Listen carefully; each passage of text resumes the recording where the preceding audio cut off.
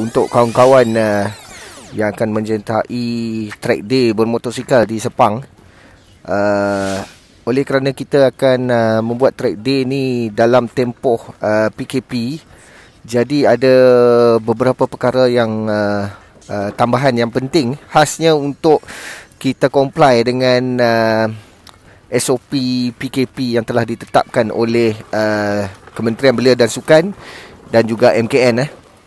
Okey, untuk yang nombor 1, tuan-tuan sedia maklum, kita akan menggunakan akses biasa untuk masuk ke main paddock. Dan sebelum kita masuk ke tunnel tu, ada satu kawasan untuk bahagian ticketing booth. Sebelum kita masuk ke tunnel tu akan dibuat screening untuk temperature dan juga QR scan code. Yang tu kita kena tengok selangorku tu. Selepas tu barulah tuan-tuan semua akan dibenarkan masuk ke SIC. Okey, untuk akses sampailah masuk ke kawasan pit. Sebelum ke kawasan pit ada satu lagi checkpoint security, di mana di situ hanya kenderaan yang membawa motosikal ataupun towing sahaja yang dibenarkan masuk untuk buat drop off motosikal dan juga equipment masing-masing. Kenderaan lain tidak dibenarkan masuk.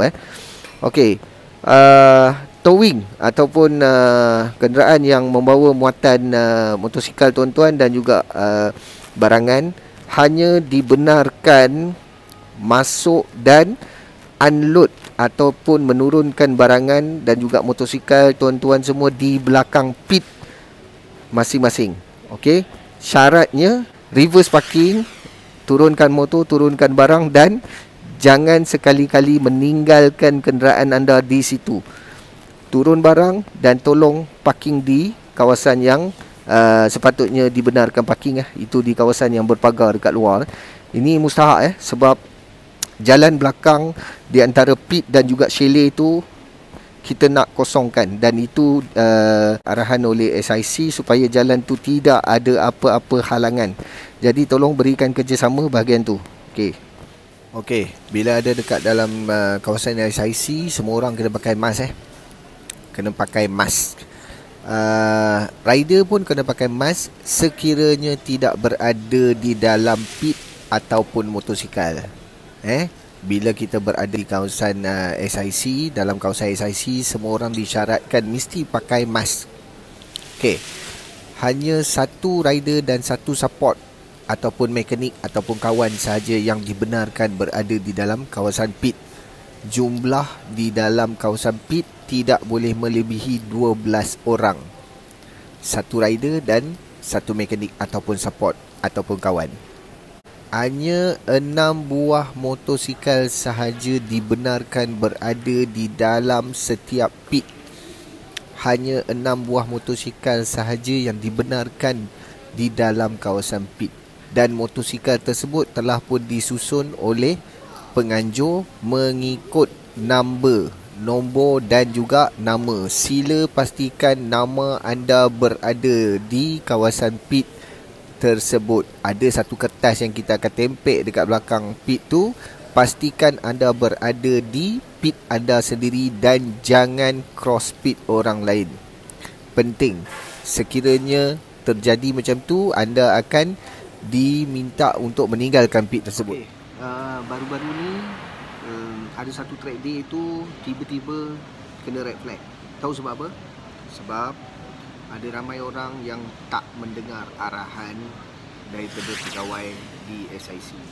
Jadi mereka terpaksa bertindak untuk menghentikan track day tersebut, bagi memberikan indikasi yang tuan-tuan semua, kita semua kena mengikut arahan walaupun tiada kemalangan di dalam kawasan litar. Sebab itu adalah cara yang paling efektif sekali bagi mereka. Jadi untuk track day kali ini, tolong pastikan kita semua mengikut arahan, bukan hanya sekadar bila berada di atas litar, juga berada di luar litar. Termasuklah tidak dibenarkan berkumpul secara beramai-ramai ataupun berlonggok-longgok isap rokok ataupun vape di kawasan chalet. Tidak dibenarkan meninggalkan kenderaan di kawasan belakang pit sekiranya terjadi demikian, maka akan jadi red flag. So, jangan marah. Anda tidak dibenarkan untuk duduk secara berkumpulan ramai. Anda tidak dibenarkan untuk duduk secara berkumpulan yang ramai. Contohnya, keluar untuk merokok di belakang ataupun vape secara berlonggok-longgok. Tidak dibenarkan. Jaga penjarakan sosial anda. Merokok dan vape sama sekali tidak dibenarkan. Saya ulang lagi sekali, merokok dan vape sama sekali tidak dibenarkan di dalam kawasan pit. Anda harus berada di luar kawasan pit, di bahagian belakang di chalet untuk anda merokok dan vape.